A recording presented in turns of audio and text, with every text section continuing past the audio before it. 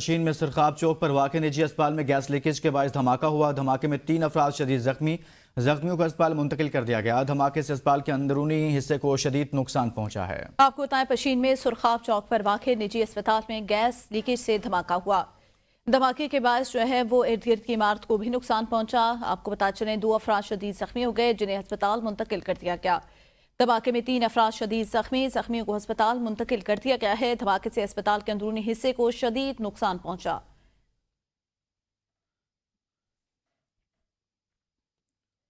Supreme court کے 7 رکنی آئینی بینچ کی جانب سے ملٹری کورٹ میں سویلین کے ٹرائل کے خلاف اپیلوں پر سماعت ہوئی۔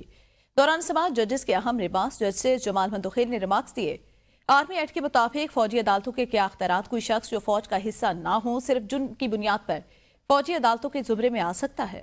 جسٹس محمد علی مظہر نے استفسار کیا کہ ایف بی آئی علی خود بھی ایک سویلین ہی تھے، ان کا کورٹ مارشل کیسے ہوا؟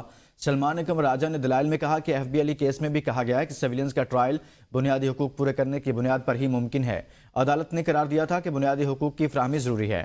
عدالت نے یہ بھی قرار دیا تھا کہ ٹرائل میں بنیادی حقوق کی خلاف ورزی نہیں ہوئی۔ سوشل میڈیا پر توہین امیز مواد کی تشہیر درج مقدمات کا معاملہ اسلام آباد ہائی کورٹ کا تحقیقاتی کمیشن کی تشکیل کے لیے وزارت داخلہ کو فوری طور پر کابینہ میں سمری پیش کرنے کی ہدایت۔ حکم نامے میں کہا گیا کہ کمیشن تحقیقات میں جھوٹے مقدمات، ان کے ذرائع اور ممکنہ غیر ملکی فنڈنگ کے معاملات کا جائزہ لے گا۔ ایڈیشنل اٹارنی جنرل کے مطابق حکومت کمیشن بنانے پر متفق، لیکن کمیشن کے دائرہ کار اور تشکیل سے متعلق رہنمائی درکار۔ تحقیقاتی کمیشن کا مقصد توہین مذہب سے متعلق قوانین پر نظر ثانی کرنا نہیں بلکہ توہین مذہب کے قوانین کے ممکنہ غلط استعمال کی تحقیقات کرنا ہے۔ کمیشن میں ریٹائرڈ جج، ایف آئی اے اور سابق افسر، عالم دین اور آئی ٹی ماہر شامل ہوں گے۔ اسلام آباد ہائی کورٹ نے بانی پی ٹی آئی اور بشرا بی بی کے عدت کیس میں بریت کے خلاف اپیل نئے بینچ کی تشکیل کے لیے واپس بھیجنے کا تحریری حکم نامہ جاری کر دیا۔ جسٹس اعظم خان نے تحریری حکم نامہ جاری کیا۔ حکم نامے میں کہا گیا کہ میں بطور ڈسٹرکٹ اینڈ سیشن جج یہ کیس سن چکا، مناسب یہی ہے کوئی اور بینچ اس اپیل پر سماعت کرے۔ بانی پی ٹی آئی کے وکلاء نے جسٹس اعظم خان کے کیس سننے پر اعتراض اٹھایا تھا۔ حکم نامے میں ایسا کہا گیا ہے۔ مزید بتائیں کہ بانی پی ٹی آئی کے وکلاء نے جسٹس اعظم خان کے کیس سننے پر اعتراض اٹھایا تھا۔ اسلام آباد ہائی کورٹ نے بانی پی ٹی آئی اور بشرا بی بی کی عدت کیس کے حوالے سے حکم نامہ جاری کیا۔ کیس میں بریت کے خلاف اپیل نئے بینچ کی تشکیل کے لیے واپس بھیجنے کا تحریری حکم نامہ جاری کیا گیا۔ میں بطور ڈسٹرکٹ اینڈ سیشن جج یہ کیس سن چکا، مناسب یہی ہے کہ کوئی اور بینچ اس اپیل پر سماعت کرے۔ وزیر اعلیٰ خیبر پختونخوا کی طرف سے بانی پی ٹی آئی کے آرمی چیف کو خط کا خیر مقدم کیا گیا۔ کہا اب آرمی چیف کے جواب کا انتظار۔ علی امین گنڈاپور نے دعویٰ کیا ہے کہ بانی پی ٹی آئی کو اڈیالہ جیل سے منتقل کرنے پر 99% اتفاق ہو گیا تھا۔ بانی پی ٹی آئی کو نتھیا گلی، بنی گالہ یا وزیر اعلیٰ ہاؤس پشاور منتقل کرنے کی تجویز دی تھی تاکہ آمنے سامنے بیٹھ کر معاملات طے کر لیں۔ چیزیں ابھی چل رہی ہیں، ملاقاتوں کا سلسلہ کچھ کم ہوا ہے، لیکن 1-2 دن میں ملاقاتیں ہوں گی، پھر پتہ چلے گا کہ 99% سے پیچھے آئے ہیں یا آگے بڑھے ہیں۔ بانی پی ٹی آئی پہلے کارکنوں کی رہائی چاہتے ہیں، امید ہے مسئلہ حل ہو جائے گا۔ اب چیزیں بلیک اینڈ وائٹ میں آ چکی ہیں، اب جو پیچھے ہٹے گا اس کا مطلب ہوگا اسے پاکستان کی پرواہ نہیں۔ بانی پی ٹی آئی کا آرمی چیف کے نام خط کا مقصد فوج اور عوام کے درمیان فرق ڈالنا ہے۔ رانا ثناءاللہ نے کہا کیا یہ خط جیل سے لکھے جا رہے ہیں؟ یہ کہاں سے آتے ہیں؟ رانا ثناءاللہ بولے بانی پی ٹی آئی کے خط کا مقصد فوج اور اس کی کمانڈ کے درمیان غلط فہمیاں پیدا کی جائیں۔ بانی پی ٹی آئی کو سیاسی جدوجہد کرنی ہے تو پارلیمنٹ میں کرے۔ یا اسلام آباد ہائی کورٹ میں ججز کا تبادلہ کر کے ہم نے آئین سے ماورا کو اقدام اٹھایا۔ اگر سوال اٹھانے پر آئیں تو ججز کے خط پر بھی بڑے سوالات اٹھتے ہیں۔ جسٹس بابر ستار اور جسٹس طارق جہانگیری کی تعیناتی رکھوانے کے لیے پی ٹی آئی کی حکومت سر کے بل کھڑی ہو گئی تھی۔ کیا متعلقہ چیف جسٹس اور جج غلط ہیں اور جنہوں نے خط لکھا وہ ٹھیک ہیں؟ چیئرمین پاکستان تحریک انصاف بیرسٹر گوہر کہتے ہیں بانی پی ٹی آئی نے آرمی چیف کو بطور سابق وزیر اعظم خط لکھا۔ خط میں کہا گیا فوج اور عوام میں خلیج نہیں بڑھنا چاہیے، ہم انتشار نہیں چاہتے، فوج ہماری ہے۔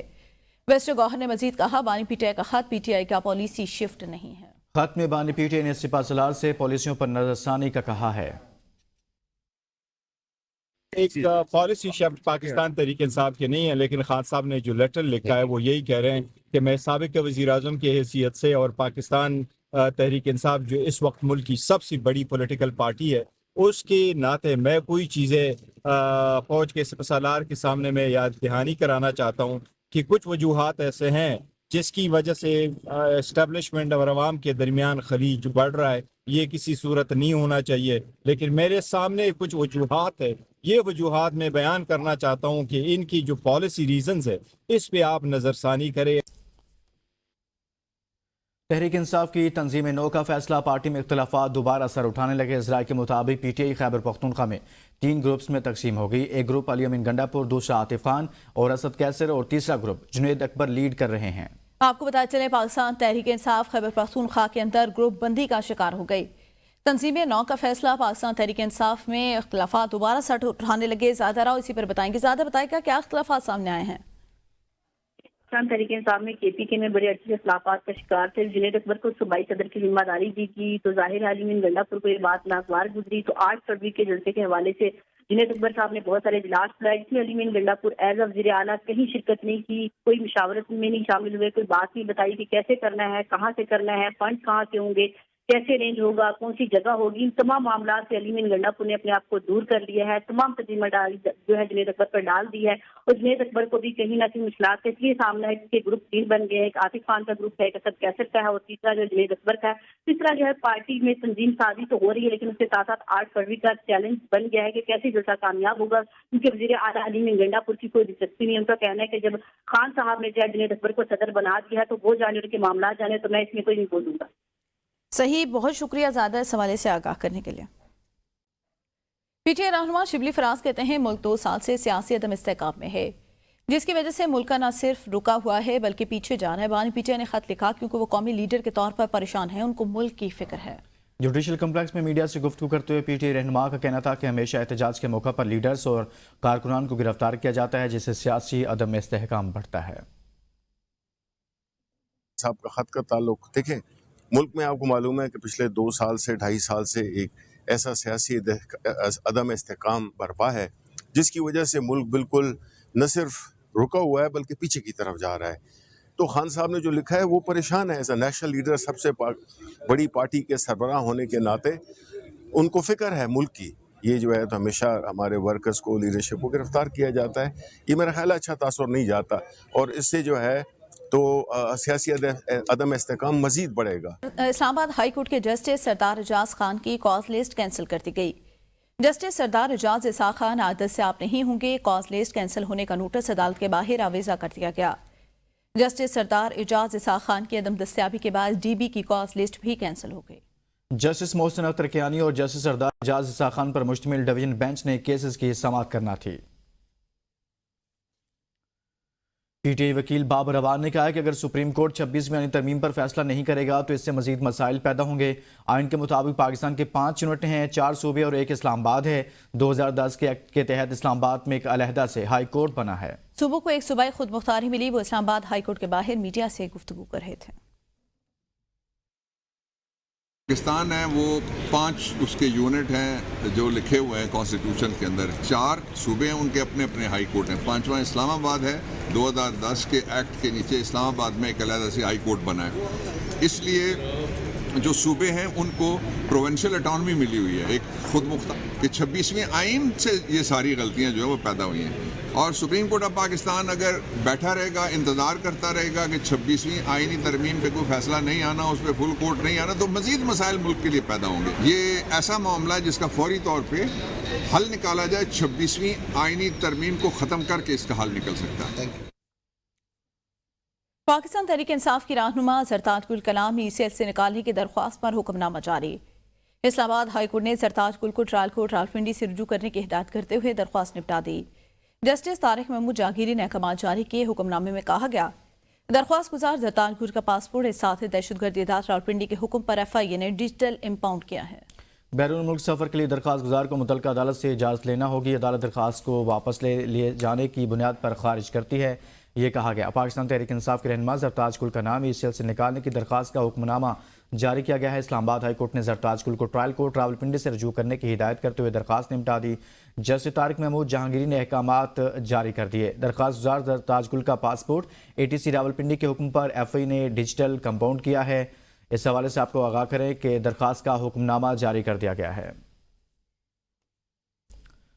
بشرا بی بی کی جانب سے جیل سپرنٹنڈنٹ کے خلاف انسدادی دہشت گردی کی عدالت میں 2 درخواستیں دائر۔ جج انسدادی دہشت گردی عدالت امجد علی شاہ نے سپرنٹنڈنٹ اڈیالہ جیل کو 6 فروری کو ذاتی حیثیت میں طلب کر لیا۔ بشرا بی بی کی جانب سے سپرنٹنڈنٹ اڈیالہ جیل کے خلاف توہین عدالت کی درخواست دائر کی گئی۔ آپ کو بتاتے چلیں بشرا بی بی کی جانب سے جیل سپرنٹنڈنٹ کے خلاف انسداد دہشت گردی کی عدالت میں 2 درخواستیں دائر۔ بشرا بی بی نے جیل سپرنٹینڈنٹ رڈیالہ جیل کے خلاف توہین عدالت کی درخواستیں دائر کی ہیں۔ پی ٹی آئی رہنما لطیف کھوسا کہتے ہیں 26ویں ترمیم آئین پر حملہ آور ریاست کو منہدم کرنے کے برابر ہے۔ جب انصاف پر قبضہ کیا جاتا ہے تو ملک قائم نہیں رہتا۔ ابھی ججز بھرتی کر کے عدالتوں کو پیکنگ شروع کر دی گئی تاکہ اس خلفشار کو مسلط کیا جائے۔ وکلا نے تحریک کا آغاز کیا ہے، وہ انشاءاللہ منطقی انجام تک پہنچے گا۔ جوڈیشل کمپلیکس میں میڈیا سے گفتگو میں ان کا کہنا تھا کہ جہاں انصاف نہیں ہوتا وہ معاشرے بکھر جاتے ہیں۔ وہ فسطائیت کی انتہا دیکھیے جس بے حیائی، ڈٹھائی اور بے شرمی کے ساتھ 26ویں ترمیم منظور کی گئی ہے۔ اگر ہماری نالش ہے کہ 26 ترمیم جو ہے یہ آئین پر حملہ ہے، یہ جو ہے ریاست کو منہدم کرنے کے مترادف ہے، تو ہم تو یہی کہہ رہے ہیں کہ پہلے 26ویں ترمیم کو مہربانی کر کے سماعت کر لیجئے گا۔ اب یہ عدالت کی پیکنگ ہو رہی ہے، ججز کی بھرتیاں کی جا رہی ہیں۔ طلحہ نے ایک تحریک کی اجرا کیا ہے، وہ انشاءاللہ آپ دیکھیں گے کہ منطقی نتیجے تک پہنچے گا، کیونکہ کالے کوٹ کا وجود ہی منہدم ہو جاتا ہے اگر نظام عدل کو جو ہے ایگزیکٹو کے تابع کر دیا جاتا ہے۔ جس معاشرے میں، جس سوسائٹی میں انصاف ناپید ہو جائے وہ معاشرے بکھر جاتے ہیں۔ وزیر اعلیٰ پنجاب کی ہدایت پر پنجاب کے دیگر شہروں کی طرح راولپنڈی شہر میں بھی تجاوزات مافیا کے خلاف آپریشن جاری ہے۔ شہر کے اندرون قدیم بازاروں میں گرینڈ آپریشن کیا جا رہا ہے۔ آپریشن سے تجاوزات مافیا کا مکمل صفایا کر دیا گیا۔ اسی متعلق تفصیلات جانتے ہیں عدیل اشرف سے، جو کہ پنڈی سے ہمارے نمائندے ہیں۔ عدیل بتائے گا۔ اس وقت میں راولپنڈی شہر کے اندرون میں موجود ہوں، اور جیسا کہ اگر بات کی جائے راجہ بازار کی بات کی جائے تو پورے پاکستان کا یہ دل کہلاتا ہے۔ دور دراز علاقوں سے لوگ یہاں پر شاپنگ کے لیے آتے ہیں، لیکن عرصہ دراز سے دیکھا جا رہا تھا یہاں پر تجاوزات ایک بہت بڑا مسئلہ تھا۔ آئے روز آپریشن ہوتے تھے لیکن اس کے باوجود تجاوزات کے خاتمہ نہیں ہو سکا۔ روزانہ کی بنیاد پر اسسٹنٹ کمشنر راولپنڈی حاکم خان جو ہیں وہ خود مانیٹرنگ کرتے ہیں اور موجود ہوتے ہیں آپریشن کے دوران۔ اس بار ان سے پوچھتے ہیں کہ آخر اتنے سالوں بعد آج یہ خاتمہ ہوا ہے۔ یہ ڈیلی بیس پہ ہم لوگ اس کو روٹین بنا لی ہے، تب جا کے یہ اس میں امپرومنٹ آئی ہے۔ پہلے ہم لوگوں نے جو پرماننٹ انکروچمنٹ تھی وہ ختم کی، پھر سافٹ انکروچمنٹ یعنی کہ سٹال لگا لیتے تھے، ریڈی آ جاتی تھی، اس کو ختم کیا۔ اس کے بعد ہم لوگوں نے یہ سارا ختم کرنے کے بعد اپنے جو تاجر کمیونٹی تھی اس کو انوالو کیا اور ہم لوگوں نے لین مارکنگ کی ہے۔ لین مارکنگ کا مقصد یہ تھا کہ ایک ڈیٹرنس کریٹ ہوتی ہے کہ یہ 3 فٹ ہے، یہ 2 فٹ ہے، اس سے آگے آپ نہیں آنا۔ جی بالکل، یہاں اسسٹنٹ کمشنر کا یہ بھی کہنا ہے کہ روزانہ کی بنیاد پر آپریشن ہو رہے ہیں۔ میرے کیمرے میں اگر آپ کو دکھا سکیں تو یہ تنگ و طریق گلیوں میں بازار ہیں، پھر ایک بڑے پیمانے پر مارکیٹیں آ جاتی ہیں، اور بہت بڑا مسئلہ تھا، لیکن تجاوزات کا اس وقت مکمل طور پر خاتمہ ہو چکا ہے۔ تاجر برادری بھی ساتھ دے رہی ہے۔ کچھ حد تک مافیا جو ہے جو کہ تجاوزات کا خاتمہ نہیں چاہتے تھے، ان کی طرف سے مزاحمت دیکھنے کو آئی، لیکن قانون اور نافذ کرنے والے ادارے اور دیگر جو انتظامیہ ہے راولپنڈی کی، انہوں نے بھرپور کام کیا، اور اس وجہ سے تجاوزات جو ہیں وہ آئے روز جو ان کا بڑھتا ہوا ایک مسئلہ تھا وہ اس وقت خاتمہ ہو چکا ہے، اور شہر کی خوبصورتی میں بھی اب سے کچھ دن بعد جو ہے اضافہ دیکھنے کو ملے گا۔ جی